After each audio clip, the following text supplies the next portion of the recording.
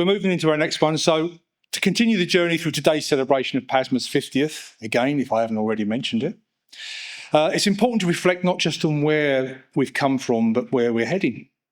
So one of the most significant milestones in our history has been the evolution of the PASMA training scheme, one that's very dear to my own heart, having served as chair of the training committee for 2 times now. I was involved with a lot of this, so the training scheme is very important. And when I was seeing this put together, even for me, seeing where it started was a real eye-opener. So I think for some of you in the room, it'll be interesting to see where we actually started with our training, and more importantly, where we are now and perhaps where the future goes. So the scheme itself is at the heart of the mission to ensure that every individual working at height with mobile access towers does so safely and competently. So over the years, the training programme has grown, adapted and expanded, reflecting the changes needed for our industry and the advancements in technology and safety standards. Today's next presentation will look into the evolution. We'll be exploring how the PASMA training scheme has evolved from its early days to the comprehensive and respected programme it is today, and for what we can perhaps expect in the future. To guide us through this journey, we are joined by a panel of expert speakers again. Yes, expert.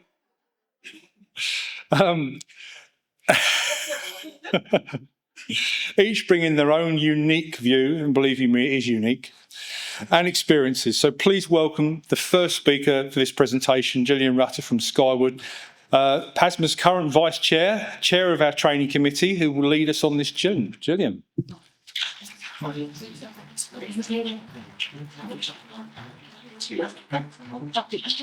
Good afternoon, everybody. Thanks, Steve. I've actually got a really easy job. I've just got to introduce the next 3 speakers. So sit back, relax and enjoy. So, like Charles Dickens' classic A Christmas Carol, we're about to take you on a training journey through the past, present and future. With our first speaker, you will travel into the past. Now, he's not as old as Charles Dickens, but he has been knocking around for a while. Although he's retired many times over the previous years, he's back again to take you on a journey down memory lane, starting in 1974. I have the great pleasure in introducing to you our very own old fogey, Mr. Paul the Boomerang Pritchard.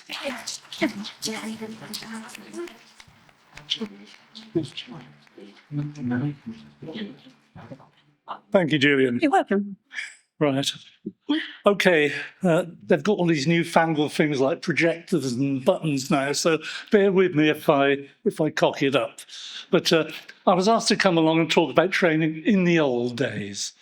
I said I needed at least 2 hours to do that adequately, and they said, tough, you've got 10 minutes. And they even suggested I came on with a Zimmer frame. But that was Chris Smith. Right, have I got this right? Yep. Press the button, okay. Paul. Yeah, I'll press the button. Right. Well, I'm here because I was involved in the early days of PASMA, from about the 4th committee meeting onwards. But there is someone here who predates me, and I'm trying to see him in the room, but... I can't see Mike McGuire, are you here? There's Mike. Stand up, Mike. Right.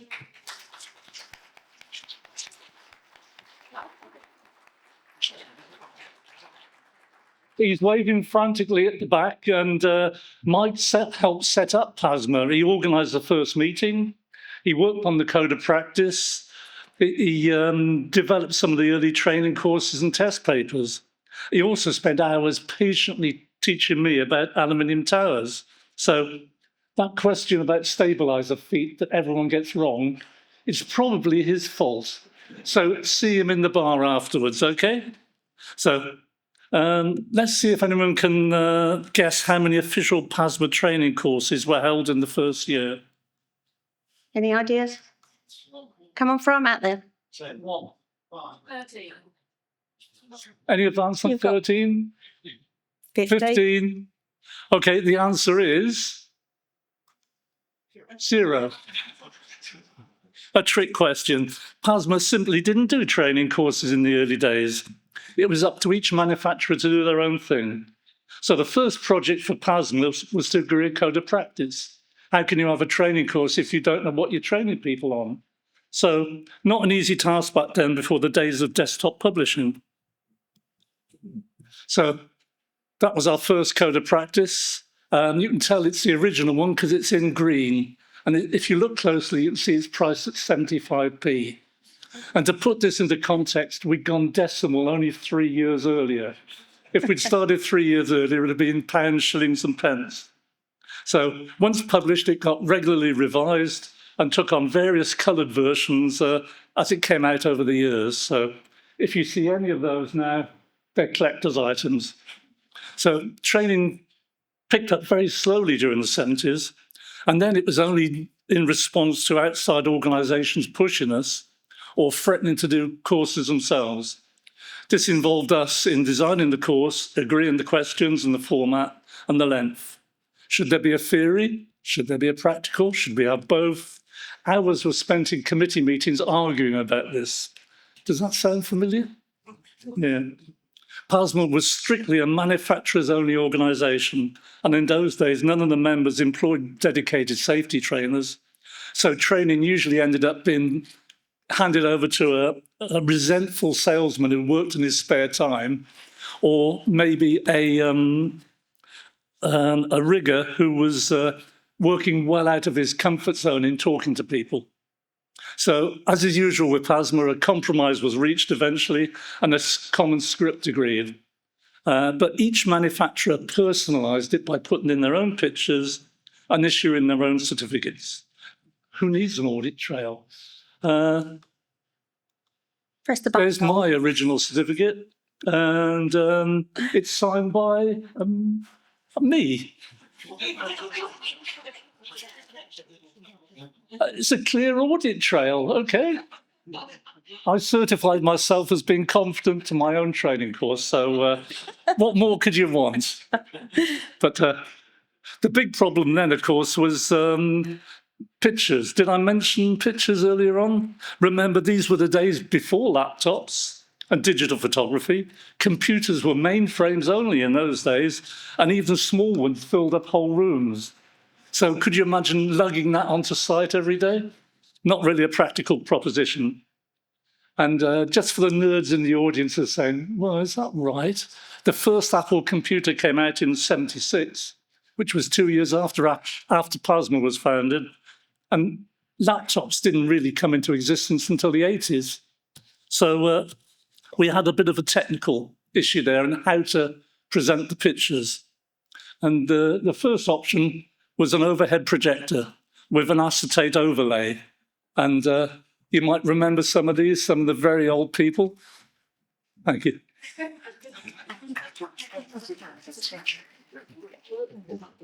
Now, they were very fiddly to use and not easy to carry around. And if you dropped the machine, the bulbs cost a fortune and you got a severe rollicking for running up a bill. The acetates were also very fragile. That one's been laminated and copied to reinforce it, but they weren't easy to produce, and they had to be hand-drawn, and if there was any text on there, it was written in by hand.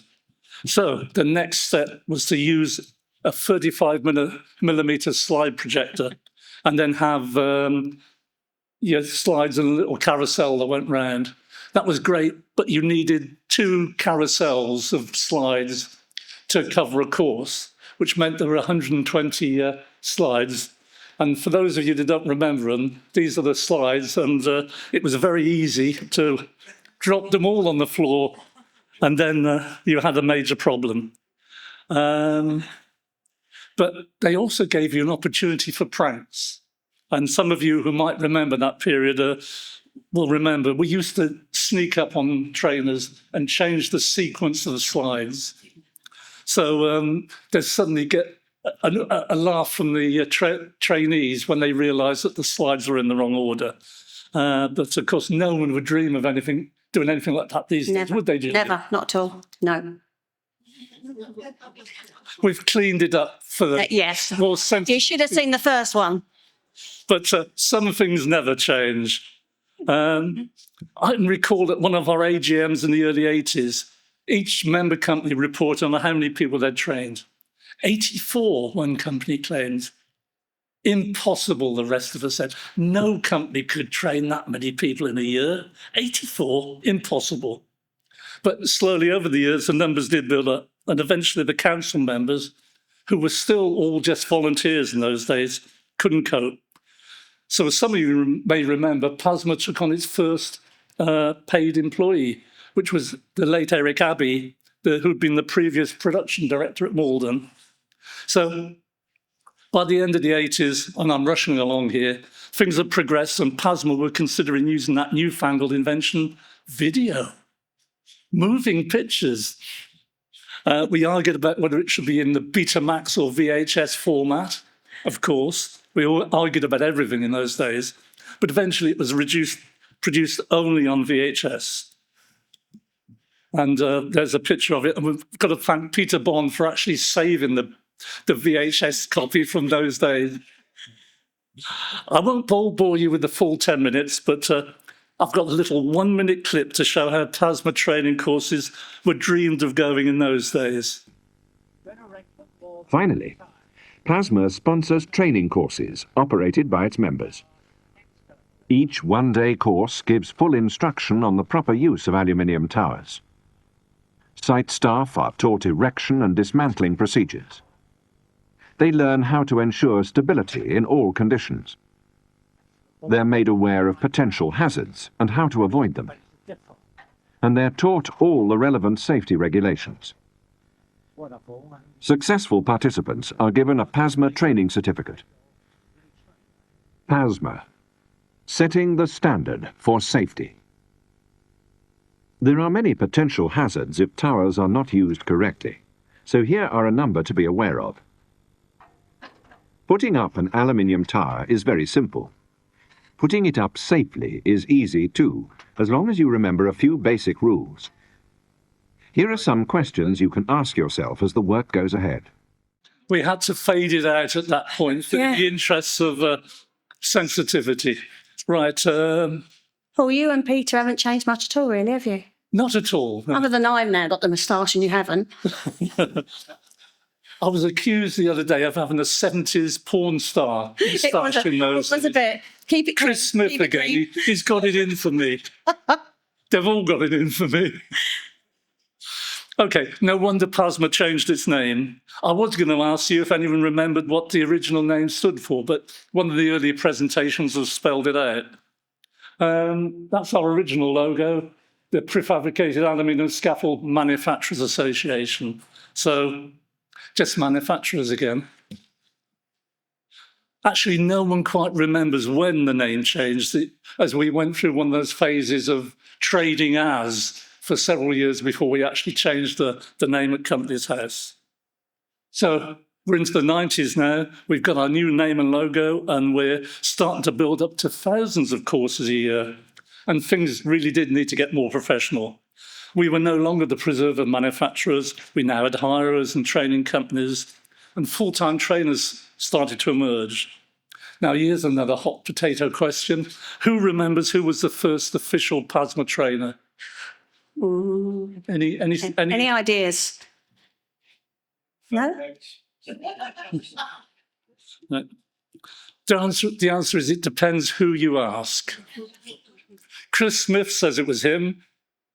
Peter Bennett says it was him.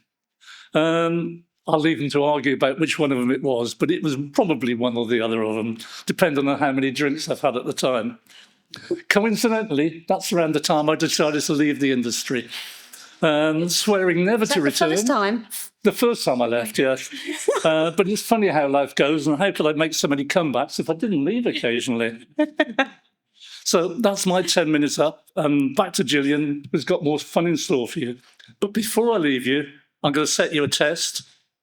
Can anyone guess how many official PASMA trainers we had at the turn of the millennium? Now, Debbie and Gillian may have some prizes to present later, depending on how many drinks you buy them. But thanks for your time while I went down memory lane in this trip, and I'll just get us ready for the next presenter. Thank you, Paul.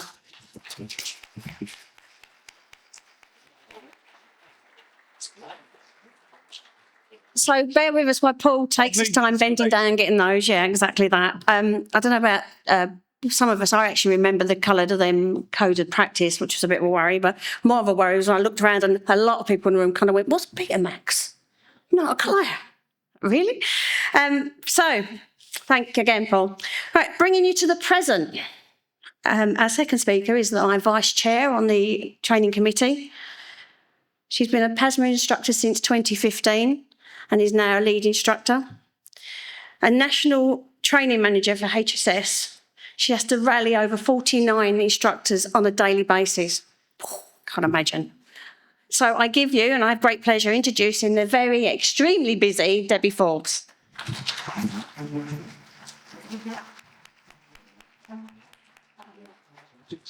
Thank you, Jill. In rehearsals, I forgot to press the clicker. Might be a reminder a few times. That will be great. Lovely. Thank you very much. So I'm here today to talk to you about the menopause and the effects at work. The other one, Deb. Deb, the other one. Oh, okay, but at least I know who's awake and who's Please, Deb. Thank you. So, only joking, just seeing who's awake. So I'd like to thank Paul for that walk down memory lane. Click now. Click. Yeah, thank you. Click.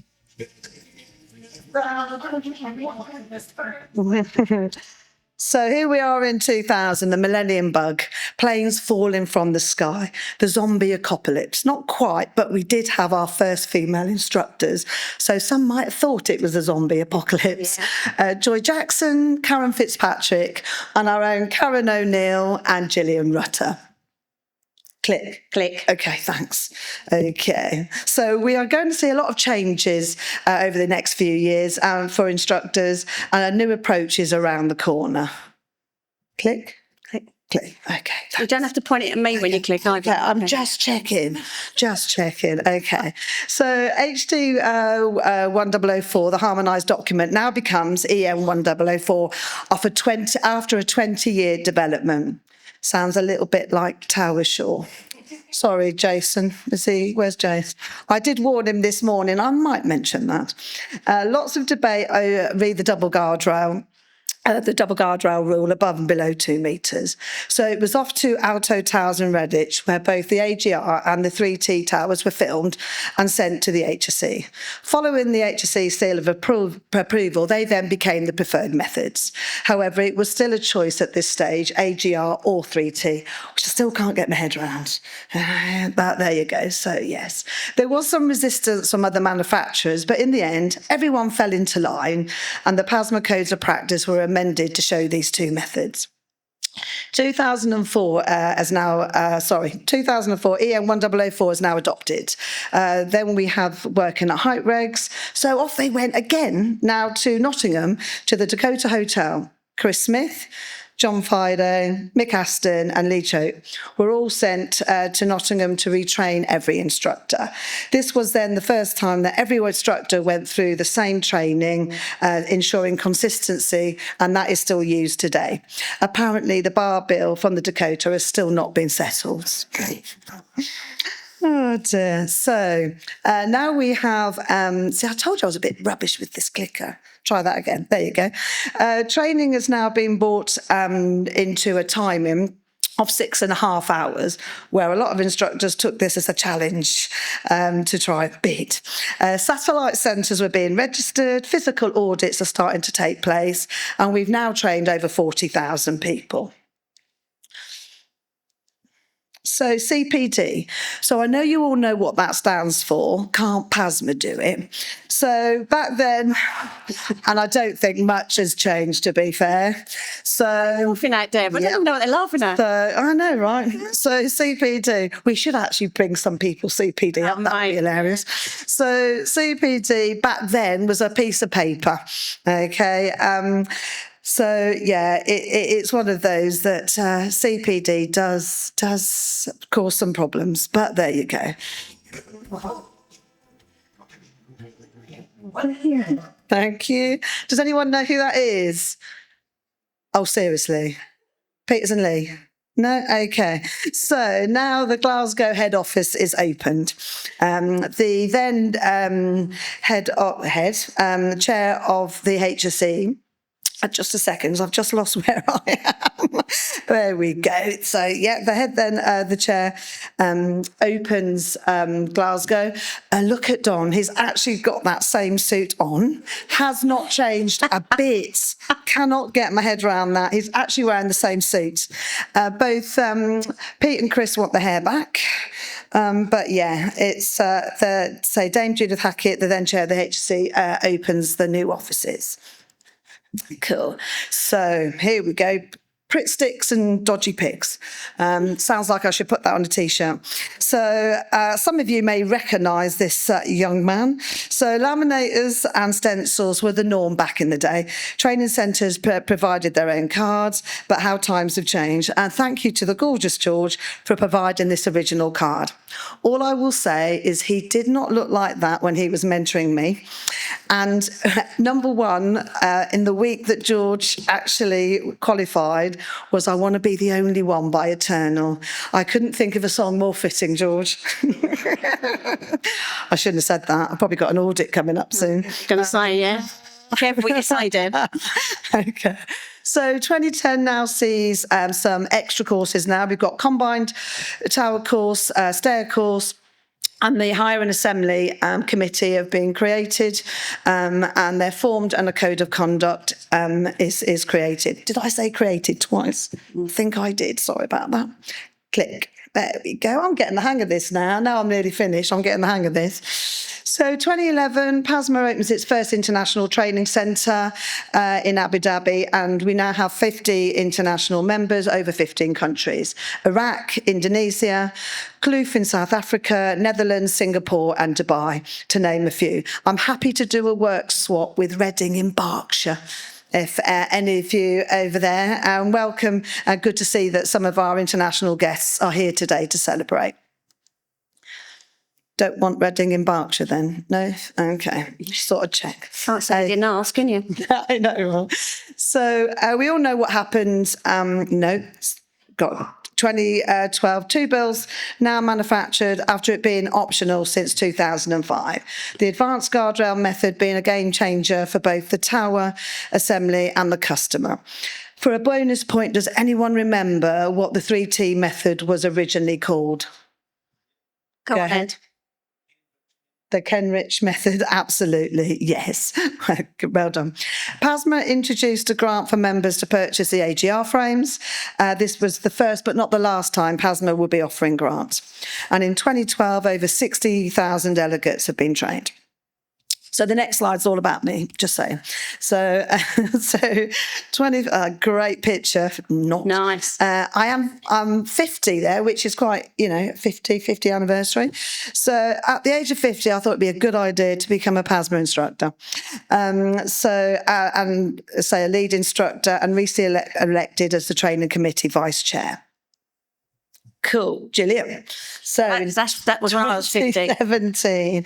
Okay, and we absolutely should give Gillian a big round of applause when you see what she's achieved. I know it's all about you now, my lovely. So we celebrated the appointment of our first female chair, Gillian Rutter, and it wasn't just a first for us. We believe she was the first female chair of any construction-related association in the UK. And Gillian remembers that actually, after the initial congratulations, no one actually knew what to call her. Just so you know, we have plenty of names now that we call you. Yeah, I know. Just so you know. Not always behind your back, Just saying. There is that. She was the first female chair of the training committee and the first female ATS instructor. She will definitely be first to the bar with Piers' wallet. Oh, no, she won't, because I've got it. I've got your husband's wallet. I know. And the fact he trusted me with it, but he did say, I know how much is in there. Okay, actually, I'm just, it's quite a lot. I'll put that back down. That wasn't in rehearsal, so sorry about that. Oh dear. And Gillian will definitely be there first to the bar and on the dance floor. So congratulations on that, Jill. Well done. Thank you. Yeah. Good. I've got no more funnies left now. It's all quite dry, so sorry about that.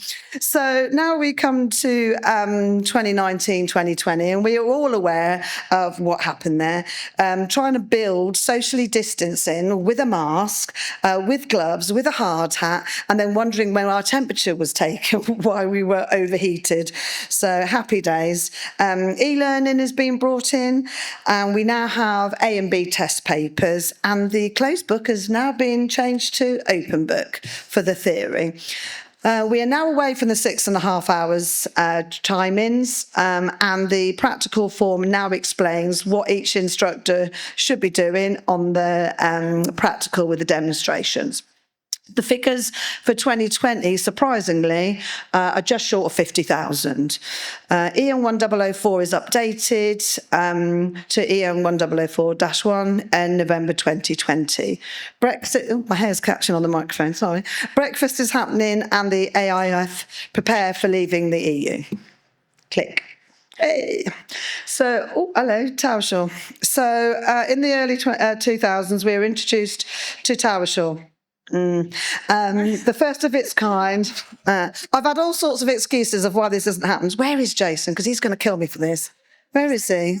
I'm so sorry. I did warn you at breakfast that I was going to bring this up. Okay, so it's great if we can use it. Anyway, so I'm so sorry, Jason. Thank God I don't work for PASMA. We'll be included in the training course at the end of the month. I'm sure you all use it. So last year we adopted an additional day to the mentoring, 4 days, to give novice instructors a full day of observing a lead instructor before they delivered to a live audience. Click. There you go. Doesn't look like the right form, to be fair, but we'll have a look. So test paper is now in over 10 languages. So can anyone name the 10 languages? English. Oh, very good. English. I need to put my glasses on for this bit because I've actually, someone shouting the languages out. What have we got? Spanish. Spanish, Italian, Polish. yeah, Arabic. Romanian. So you're just making it up now. Latvian. So I've learned, and I apologise in advance. I've learned a question in one of the languages. If you can guess it, fair play. Okay, it's annoyed some of the people in the room, but I will try my best. So, ¿quién es responsable de que los tripacos en altura si... I can't even read what I've written. Si realizan de forma segura. And the answer is, please. Welsh. Oh, give the man a mic. Hello. Oh, Okay. there you go. Ok, en este caso la respuesta es todos los que participen en la tarea. Exactly. Everyone involved. Thank you. So did you... Deb, what he said. Yeah, what is it? Did you understand the question? Okay, did anyone know what language that was? See? Gaelic. Sure. No. Sure. And Chris was worried about that. So, there you go. I told you I'd nailed the Spanish bit. Deb, it was Okay. clear as mud, mate. I know, right? Thank you very much. And that is that from me. So thank you very much for your attention. Well done. Thank you. Oh, Thank you, Deb. Oh, that wasn't in rehearsals, honestly. Sorry. So, firstly, everyone's scrabbling now to find out what CPD really stands for. Let me know. PASMA can do it. I didn't know it wasn't. And sorry about TowerSure, Jace. That definitely wasn't in rehearsals. Right, guys, moving on swiftly.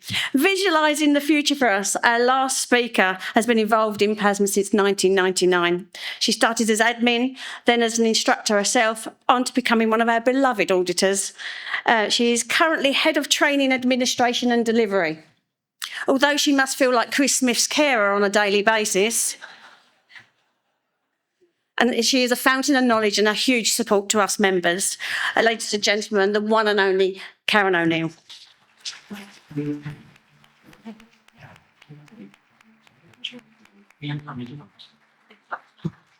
I don't know how to follow these two, so just bear with me. So I'm here today to talk to you about the future of training and where it's going. The honest answer is, who knows? If we think of some of the old movies like Back to the Future, where they predicted there would be hoverboards, have flying cars, technology that would reverse aging, sadly that's not happened. But some of the things did come to fruition, like video calling, fingerprint recognition, and personal drones. My point here is we can only take a guess at what's coming based on what we have now and how technology is advancing. And hopefully, like Back to the Future, we won't be too far off. With that being said, over the next few minutes, I'll take you on a journey, which will be hopefully exciting, into the future, where we will explore how immersive technologies... Back a bit. It's fine. If it's not working, Debbie did it. That'll be me. Explore immersive technologies, virtual and augmented reality, or how they're revolutionising training, easy for me to say. How AI-driven personalisation is making learning more tailored than ever before, and why lifelong learning... Guys, these are not in the right order. Can I just carry on? Right. So let's start with VR. Let's see it here. VR creates a completely virtual environment that users can interact with, typically through a headset that covers the ears and eyes. The experience is fully immersive, blocking out physical world and replacing it with a digital one. We created a proof of concept to this before, you might have had a shot of it, where we have created a scenario that allows the user to safely fall from an unprotected platform. Now, I know that's a contradiction in terms, safely fall, unprotected platform, all red flags to us. However, we created this for a specific event. This was one of our all-parliamentary group meetings where we would have an audience of MPs who have most likely never worked from height or even used a tower. The experience was to enlighten the MPs as to show how scary it can be and how severe the consequences could be for the person working from the tower if the tower was not assembled properly, and emphasising the importance of safety when working from height, training and having the support of the work at height regulations to ensure that not only the users of towers are safe, but also those building, assembling and dismantling. So I'm not sure if you had a shot of this or if you've seen it. However, this is the experience. You either climb the tower or appear at the top. You're then asked to overreach by removing moss from a window. You can pick to have guardrails or not, but you can see even just standing on it without the guardrails is pretty scary. Moving on to augmented reality. Or AR. AR overlays digital information into the real world. This can be experienced through devices like smartphones, AR glasses. Examples of this include TikTok, where the use of filters or digital elements project into the real world, where you can create videos of your pals and things like that you've seen. We explored this concept a while back. You may remember we pre-printed some PASMA cards. And by using an app on your phone, you were able to scan the card and the image of the tower type that the user was qualified to assemble would appear as an image above the card. Looking to the future, imagine turning up on site and using an app on your phone. You select the area where you would like to position the tower. You then select the tower specifics, your height, your width. You're then given a selection of towers supplied by our manufacturing and hire daily members, of course. You then select the tower and you can see it in situ, like this wee diagram here. This could alert you to the fact that you're covering a fire exit or there are obstacles in the way you didn't see before. It could allow you to make an assessment without hiring the tower and finding out it won't fit and wasting some time. Moving on to mixed reality. The mixed reality combines elements of both VR and AR, blending the physical and digital worlds, creating a more immersive technology experience than either reality on its own. Studies conducted in the military training for combat have found that MR can provide realistic, immersive environments that enhance decision-making skills and reduce the costs and risks associated with training exercises. I'm not saying that assembling a tower on site is like preparing for combat, although it could be sometimes. Putting this into context for us, we could create a real life environment, for example, a construction site, set up scenarios where towers are being used incorrectly. We could use this for the manager's course, for example, where depending on the decision of the site manager, we'll see the outcome of some pretty shoddy built towers. For obvious reasons, we could not or would not replicate this in the real world, but in the virtual environment, all bets are off. We could show some pretty messed up towers and the consequences of what could happen if someone were to fall from the tower or the tower were to collapse with the users on it, all to show the importance of having a competent person building your towers. AI-driven personalisation. You ready for this? This involves using AI algorithms and machine learning models to analyse data about users and deliver personalised experience, recommendations and content. Don't worry though, Skynet's not live yet, at least we don't think so. The goal is to provide a unique experience for each user, enhancing satisfaction and engagement. You probably already experienced this if you've Googled holidays in the sun, and I'm looking at you, Mr. Smith, for that. The next thing you know, when you log onto your socials, all you see is holiday adverts. Or if you use a digital musical platform like Spotify, this will recommend artists and songs based on your playlist. This is AI in its basic form. Checks out what you're looking for and gives you some suggestions of what it thinks that you would like. By using these adaptive learning systems, we can create an educational platform that adjusts the difficulty, content and learning path based on an individual delegate's performance and learning style, providing tailored feedback and assessments to learners based on their progress, strengths and areas for improvement. So what would this look like for us? We could prepare an initial diagnostic assessment. This is to gauge the delegate's knowledge and skills. Based on the assessment results, the system creates a customised learning path, tailored to suit the student's level and learning style. As the delegate progresses, the system continuously monitors their performance and adjusts the learning path accordingly, ensuring that they're always working at an optimum level of challenge. Students receive instant feedback on their performance, helping them to understand their mistakes and learn from them immediately. This technology could, in the future, replace our our theory sessions for the towers. Giving instructors more time to concentrate in the practical sessions, of course. We could create different builds for the practicals, for example, building a corner, building in a slope, building against the wall. I'm sure there's loads of different scenarios that you can think of. Lifelong learning, we mentioned that at the beginning of the presentation, and as I'm sure you'll be aware, it's an ongoing process that doesn't stop at a particular age or after completing formal education. It's about continuously seeking to learn new things and improve oneself, emphasising the importance of staying curious and open to learning in various contexts. How could we do this? Well, we could do this by microlearning. Microlearning is a teaching learning approach that delivers educational content in small, easily digestible chunks. These bite-sized lessons are designed to be quick and focused. The goal of microlearning is to make learning more efficient by breaking down complex information into manageable parts, allowing the learners to absorb and retain knowledge more effectively. I knew it. I knew that was what it stood for. This would tie Pay attention, everyone. Get up to date. So this would tie in lovely, or could tie in lovely, with our continuing professional development, not just for instructors, but for tower users. Sorry, Debbie. We could utilise the TowerSure app for this purpose, where we could create quizzes, infographics, videos to reinforce what the user has learned in the training and improve long-term recall, or anything really that we feel would be of interest to the user. Not to replace training, of course. Microlearning, as I said earlier, is delivered in small chunks and is usually focused on one thing. So with all that you've heard from us today, in 50 years' time, who knows where we'll be? Well, we know where we'll be, but I don't want to end in a downer. So I'll leave you with this. Imagine a world where learning is as immersive as a video game, as personalised as a custom suit, and as engaging as your favourite TV show. This isn't science fiction. This could be the future of training. Thanks for your time. Thank you.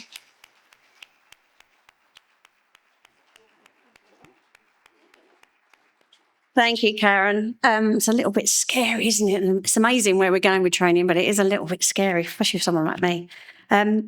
Guys, I hope you enjoyed our presentation from the past, present and future. I'm going to leave you with this. The past is behind us. Learn from it. The present is here. Live it and enjoy it. The future is ahead. Let's prepare for it. See you all tonight at the bar. Pierre's wallet. See you later.